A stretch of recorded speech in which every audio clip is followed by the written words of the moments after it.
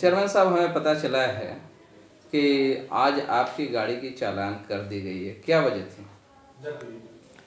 अब चालान की कोई माकूल तो वजह नहीं मुझको समझ में आई, क्योंकि मैं तो जब गया था तो जाते वक्त उनसे पूछ के गुजरा सरायलाखनसी थाने की तरफ। दरअसल एक कोरोना वायरस की प्रॉब्लम तो है ही है, हर तरफ लॉकडाउन है और आने जाने पर लोगों की पाबंदी है। लेकिन इंतज़ामिया का ये कहना है कि अगर कोई जिन्स का कोई ज़रूरी सामान अगर रिलीफ का आप कहीं लेके आ जा रहे हैं तो उसमें कोई दिक्कत नहीं है। तो हम लोग रात भी गए थे, बल्कि वहाँ जहाँ फातिमा स्कूल में लोगों को क्वारंटाइन किया गया है और 14 दिन तक उन लोगों को वहाँ शायद रखा जाएगा, तो रात हम लोग गए थे। अभी कम लोग थे वहाँ, और तो उन लोगों के पास कोई चीज़ नहीं थी, ना ओढ़ने के लिए, ना बैठने के लिए, ना सोने के लिए। तो रात में कुछ दरी या कुछ चादर वगैरह, कुछ पीने का साफ़ पानी वहाँ पहुँचा दिया था, कुछ बिस्किट वगैरह, कुछ दवाएँ। फिर आज पता चला कि और भी ज़्यादा लोग आज आ गए हैं, आज कई सौ लोग हो गए थे। तो फिर आज भी हम लोगों ने वहाँ कुछ बिस्किट के पेटियाँ और अलग अलग सामान लेके गए वहाँ पहुँचाते। तो जा रहे थे तो वहाँ हम लोगों से मुलाकात हुई थी रास्ते में, गाजीपुर उतराए के बाद एडिशनल एसपी साहब को। तो वहाँ गाड़ी रोका तो बता दिया गया उनको। तो फिर वहाँ से आगे बढ़ गई, सरायलाखनसी पे गए तो वहाँ भी लोगों ने रोका, तो वहाँ भी बता दिया गया कि ये गाड़ी में सामान है, लिफ्ट को उसी में जा रहे हैं। तो आगे ठीक है जाइए। वापस आ रहे हैं तो अब उसमें कोई कंचन मौर्य वहाँ की शायद इंस्पेक्टर हैं या सब इंस्पेक्टर हैं या किसी थाने की इंचार्ज हैं, पता नहीं। तो उन्होंने गाड़ी को रोका कि कहाँ से आ रहे हैं। तो मैंने कहा कि यहीं फातिमा में गए थे हम लोग और रिलीफ का सामान लेकर अभी इधर से तो गए हैं, बता गए हैं। तो उनको क्या कर, चलिए नीचे उतरिए। तो मैंने उतरने में थोड़ी देर कर दी तो उनको ये बात बड़ी नागवार लग गई। तो मेरा ये कहना है कि पुलिस को इतनी इतनी बातों को बुरा नहीं मानना चाहिए कि आप मैडम हैं तो मैडम नहीं कहा, अगर किसी के मुंह से कोई बात निकलने में देर हो गई या मतलब तो आप खफा हो जाएं। कोई फिल्मों की हीरोइन तो वो है नहीं, हाँ फिल्मों की क्या नाम है, वो इंस्पेक्टर तो है नहीं, वो ओरिजिनल मेन इंस्पेक्टर हैं। और देखिए कि तमाम ज़िले में, मैं तो कह रहा हूँ कि हमारे जनपद की पुलिस जितना अच्छा काम कर रही है शायद पूरी यूपी में नहीं कर रही होगी। हम ये जानना चाहते हैं चेयरमैन साहब कि पूरी दुनिया में जैसे जहाँ पे भी है तो तमाम लोगों ने, तमाम हुकूमतों ने इस बात को वाजे कर दिया है कि जिनके बैंक के कर्जे हैं वो माफ़ कर दिए गए, जिनके और उनको या तो 3 महीने या 6 महीने की टाइम दे दी गई। लेकिन अपना मऊ शहर देखा जा रहा है कि हर रोज़ कहीं ना कहीं लोगों को चालान किया जा रहा है, कहीं फाइन काटी जा रही है और फैसिलिटी के नाम पे कुछ नहीं दिया जा रहा है। आप क्या कहना चाहेंगे? अब पता नहीं, वहाँ तो मैं गया, रात भी गया और आज भी गया। तो फैक्ट ये है कि फातिमा स्कूल में जो लोग हैं, जितने लोग भी हैं, उनके लिए किसी भी तरह की कोई सहूलत नहीं है। मतलब वहाँ एक न चादर, न एक बेड, न एक बाल्टी, न एक मग, कुछ भी नहीं है वहाँ। तो हम लोग सोचे कि हम ही लोग वहाँ 300-400 लोग अगर जो हैं वहाँ, हम ही लोग वहाँ उनसे पूछ पूछ के सारा इंतजाम वहाँ उनकी ज़रूरत पूरी कर दें। अच्छा, मेरा मानना है कि जहाँ भी 14 दिन के लिए लोग रोक रहे हैं तो वहाँ उधर के जिम्मेदार लोगों के ज़िम्मे कर दें। ये सब प्रशासन के बस का सारा काम नहीं है भाई, इसमें सब सहयोगी बनना चाहिए। तो हम लोग वहाँ ज़रूरत के मुताबिक धीरे धीरे ज़रूरतें पूरी कर देते। तो आप जो ज़रूरत, आप आज तो आपकी मदद को कोई निकल नहीं रहा है, मैं ही एक निकल रहा हूँ। तो मैं निकल रहा हूँ तो मेरी आपकी लोग गाड़ी चलान कर देंगे, बदतमीज़ी से बात करेंगे। तो थोड़ा सा हम मानते हैं कि भाई पुलिस के ऊपर इस वक्त बहुत जिम्मेदारी है। मगर ये महिला मैडम जो कंचन मौर्य मैडम है, तो ये अकेली महिला तो है नहीं, बहुत सारे पुलिस वाले हज़ारों की संख्या में दिन रात काम कर रहे हैं और बहुत सबकी मदद कर रहे हैं भाई। तो उनको भी थोड़ा सा अनुशासन सीखना चाहिए। और अभी बहुत टेंशन में सिर्फ पुलिस थोड़ा ना, हम लोग भी टेंशन में हैं। ये क्वारंटाइन किया गया है जिन्हें, जी। अभी मामला एक आया कि ये 2 बंद से आ रहे थे, कुछ अफवाहें इस तरीके की फैल रही हैं। तो आपका एक वीडियो भी देखा था, क्या हकीकत है उसकी?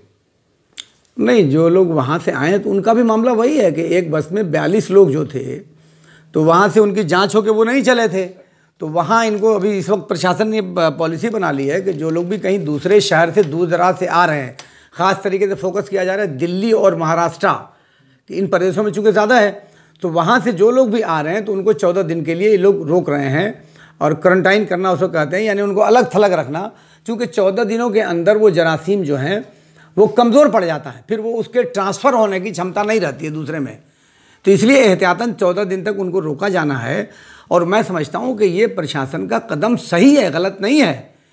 लेकिन या कि आप वहाँ व्यवस्था ठीक करिए, और अगर आपको कोई समस्या आ रही है तो जो सोशल तंजीमें हैं उनकी मदद लीजिए। अलग अलग तंजीमों को, लोगों को लगाइए अलग अलग सेंटर पे कि भाई यहाँ की जिम्मेदारी आप संभालिए, आप लोग देखिए, यहाँ की जिम्मेदारी आप संभालिए, आप लोग देखिए। अब रात भर में वहाँ कोई बेंच पे कोई लड़का सोया, कोई कहीं सोया, रात भर मच्छर परेशान किया। रात में मैंने 12 बजे वहाँ अगरबत्ती वगैरह खैर भिजवाई। आज फिर कुछ सामान भेजा है तो मेरा ये था कि जो जितने लोग वहाँ हैं उन सारे लोगों की सुविधा के लिए, अभी जैसे बाल्टी हम लोगों ने मंगाई, वहाँ ना कोई मग है, ना बाल्टी है, ना लोटा है, तो ये सारी चीज़ें हम मंगा रहे हैं और सोचा था कि अभी फिर दोबारा भेज देंगे, तो रास्ते में चालान कट गई। आपकी तरफ मतलब प्रशासन की तरफ से उनको कोई मदद नहीं दी जा रही? अरे भैया जाके देखो ना क्या मदद है वहाँ। अभी मैंने नगर पालिका को फ़ोन करके बोला कि भैया वहाँ छिड़काव कर दो, कम से कम मच्छर वहाँ ना काटें, और जिन कमरों में लोगों को रहना है उन कमरों में अगर सफाई, उसमें अलग अलग जगहों से अलग अलग गाड़ियों से लोग आ रहे हैं, उसी में भरे चले जा रहे हैं सबको, तो वहाँ अगर उसमें कोई एक मरीज़ होगा तो क्या होगा? तब तो उसमें जो लोग हैं उन सारे लोगों को डैमेज करेगा वो। तो एक तो ये कि उनका चेकअप होना चाहिए, जिन लोगों को आप क्वारंटाइन कर रहे हैं, जिनको भी कहीं आप अलग थलग कर रहे हैं, तो वहाँ उन लोगों का सारा चेकअप हो जाना चाहिए फौरी तौर से। और चेकअप के बाद अगर किसी में कोई सिम्टम है तो उसको अलग रखें बिल्कुल, और जिन लोगों में कोई सिम्टम नहीं है उधर इधर वाले लोगों को जाने न दें। यानी वहाँ भी स्कूल के अंदर भी सेपरेशन करना पड़ेगा, अलग अलग सतर्कता बरतनी पड़ेगी। और सतर्कता बरतने के लिए वहाँ जो जिम्मेदार हैं वो अच्छी जिम्मेदारी से लोग निभा रहे हैं, और वहाँ बढ़िया स्कूल है, साफ़ सुथरा है, लेकिन थोड़ा प्रशासन की तरफ से वहाँ व्यवस्था हो जाए। चाहे व्यवस्था के लिए हम लोगों को बोल दें तो हम लोग वहाँ व्यवस्था कर दें, लेकिन है ही तो बंद करिए ना दादा। जो निकल रहा है वो क्या आप लोग घर में बिठा दोगे तो कौन निकलेगा? जो आपकी चालान काटी गई है क्या वो देख अरे सकते हैं क्या? हाँ, बड़ी विचित्र, क्या देखिए ना, इसमें खाली मेरा नाम लिख दिया और मेरे पिताजी का मोहल्ला लिख दिया। इसमें ना गाड़ी का नंबर है कि किस गाड़ी को किया, फिर आपने चालान किया तो क्या किया, हमारा कागज़ क्यों रखा, चालान जब कट गई कागज़ मेरा क्यों रखा? भाई मेरा कागज़ गाड़ी का क्यों रखा? नहीं रखना चाहिए ना, गाड़ी कागज़ क्यों ले लिया उन्होंने? इस पर लिखा भी नहीं कि हम गाड़ी कागज़ रख रहे हैं। अन्ना मुझे जो लिख के दिया इसमें गाड़ी नंबर है, और न किस वजह से चालान काटी गई है, न ये बताया गया है, न लिखा है। हमारा सवाल ये है, फिल्मी स्टाइल में पुलिस वालों को नहीं काम करना चाहिए भाई। अपने अपने जो आवाम है, पब्लिक है, उनको फैसिलिटी दी है। हम ये देख रहे हैं कि यहाँ पे पूरे उत्तर प्रदेश में हर जगह से चालान काटने की बातें आ रही हैं। क्या मतलब आज के वक्त में चालान काटना दुरुस्त मानते हैं? नहीं, देखिए ये तो बड़े इमरजेंसी हालात हैं, और मैं भी देखता हूँ कि पूरी दुनिया की सरकारों ने बहुत सहूलत दी है, और यहाँ की सरकार भी सहूलत देने की बात करी, मगर वो सहूलत जनता तक पहुँच नहीं रही है। जैसे आप बताइए कि किसी भी व्यक्ति के खाते में 1 रुपया गया होता है, एक नाम बता दीजिए। तो ये सरकारें खुद ऐलान करती हैं और खुद बयान करती हैं और खुद प्रेस करती हैं और खुद बताती हैं। जो ज़मीनी सच्चाई है, ज़मीनी सच्चाई आप जाके कहीं भी देखिए कि ज़मीन पर क्या उतर रहा है, ऐलान से नहीं ना होगा। जैसे मान लीजिए कि भारत सरकार की तरफ से कोई भी एड किसी व्यक्ति को मिली हो तो बता दे, उत्तर प्रदेश सरकार की तरफ से कोई भी एड उस तक पहुँची हो तो बता दे। जैसे लोग अपने अपने शहरों में परेशान हैं, जो जहाँ है, कोई शादी में निकला हुआ था वहाँ फंस गया, कोई बीमारी में फंसा हुआ है, तो इन सब चीज़ों के लिए सरकार को कुछ व्यवस्था करनी चाहिए ना। कि जैसे आप एम्बुलेंस का इंतजाम कर दीजिए कि जो गया था इलाज कराने के लिए जाके फंसा है तो उसको गाड़ी नहीं मिल रही, उसके पास पैसा नहीं है, तो ये सब सरकार को फ्री में करना चाहिए ना। आज भी जो गाड़ी चल रही है सरकारी, जो बसेस चल रही हैं, एक भी फ्री नहीं चल रही हैं, सबका किराया लग रहा है। तो आदमी पैदल तो जाता है पहले बस स्टेशन तक, फिर वहाँ जाके धक्के खाता है, बस आई तो आई, नहीं तो फिर उसको वापस आना है। रास्ते में 2-4 लाठी पुलिस की मेहरबानी भी मिल जाएगी आपको इनाम में। तो इन सारी व्यवस्था का ठीक करने काम सरकार का है। जो प्रशासनिक लोग हैं, चाहे पुलिस को चाहे प्रशासन हो, वो सरकार के गाइडलाइन पे चलते हैं। तो सरकार को एक तो एक हाँ, सभी सेंटरों को पैसे की व्यवस्था करानी चाहिए। अब खाने में जो मैंने देखा रात को जो खाना दिया जा रहा है, तो खाने का जो मामला है उसमें कुछ पूड़ी या थोड़ी सब्जी, तो ठीक है, इमरजेंसी में जो भी मिल जाए वो गनीमत है। लेकिन वहाँ बीमार दवा के लिए कोई इंतजाम नहीं है, वहाँ कोई डॉक्टर नहीं है। जहाँ 400 लोग आपने रखे हुए हैं या 300 लोग, तो वहाँ 100 डॉक्टर रहना चाहिए ना कोई। तो वज़ीर-ए-आज़म ने 6 साल के अंदर पहली बार जो उन्होंने लॉकडाउन किया, जो पब्लिक को प्रॉब्लम हो गई, उसके बाद उन्होंने माफी मांगी पूरे देश से। और ऐसी सूरत में जो जगह जगह इंतजामिया की तरफ से पब्लिक को मतलब जो टॉर्चर किया जा रहा है, तो क्या समझ में आता है कि वो हुकूमत कुछ कह रही है, इंतजामिया कुछ कह रहा है?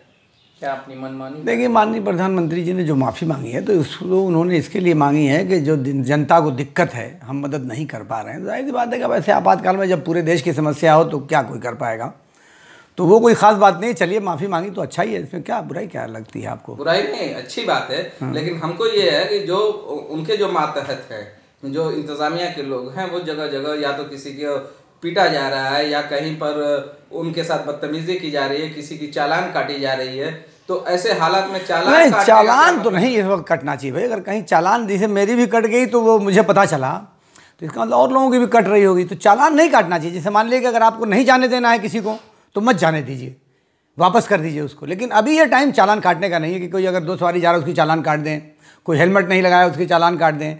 तो मेरे ख्याल से ये सब नहीं हो रहा होगा। परेशानी हो रही है, परेशान होके मतलब जिससे रिलेटेड है उस थाने तक लोग पहुंचते हैं, फिर उनको दोबारा निकल के आना पड़ता है।